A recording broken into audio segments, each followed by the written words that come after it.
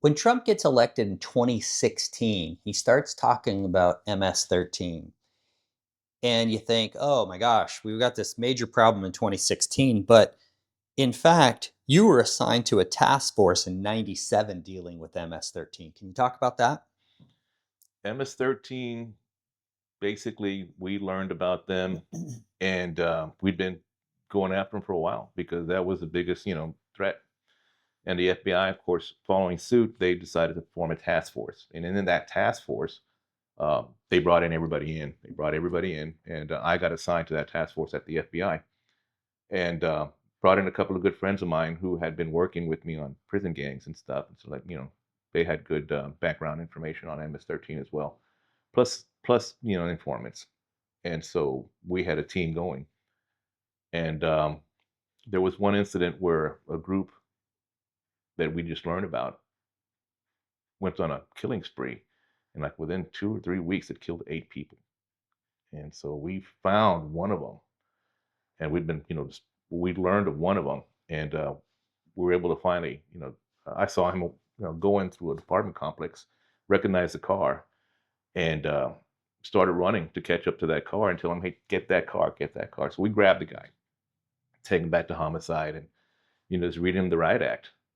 We got you dead to rights, right? And I kind of threatened him, uh, pretty much saying, "Hey, you don't want to go back home. You don't want to go back home because I'll arrange it where you don't get back home, right?" And I guess through that and some other, methods, whatever, nobody hurt the guy, but it's homicide is what homicide does. Is they're pretty good at what they do. But anyway, they got some information from the guy, and we learned of a meeting that they were going to have. So we basically went out there and ran right up on a meeting. It was an apartment complex there in Southwest Houston, and we surrounded it. And so they learned of our presence there. And instead of just surrendering, I mean, these guys, they cut through the ceiling, through the second floor, and cut through the ceiling of that floor up onto the roof. And we were there like, good 10 hours on the first day. And they were slowly coming out of the unit from the top and into SWAT's arms. And they'd bring them over to me, and I'd start debriefing them, figure out who all slept inside, do they have any weapons or anything like that for the SWAT guys when they do their entry. But I mean, we went from early on that first day through noon the second day until everybody was out, and we recognized how serious these guys were. I mean, we had all the intel and stuff about different places, how they would kill people who were informants and all that stuff. I mean, it was just pretty aggressive.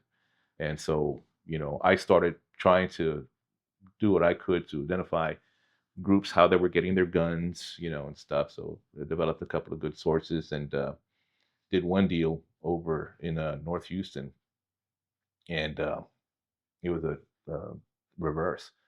I came to the table with several guns to deliver to a couple of guys, and then once they received them, give the bus signal, they get arrested. Well, I'm walking away. The main guy starts running from them, and the sergeant yelled at me, "Roland, he's getting away." Well, he's coming right towards me. He's he he thinks I'm still one of them, one of their guys.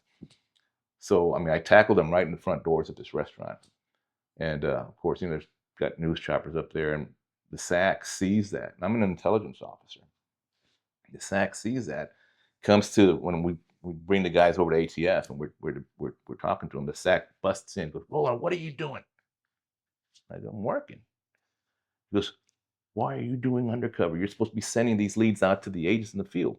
I go, "Nobody's following up on them, so I decided to do it myself." He goes, "Well, you can't be doing that. So where do you want to go?" I found my way out of that. So I picked a group that I liked the guys at. So I went to a different group. And so that was the end of intelligence work for me.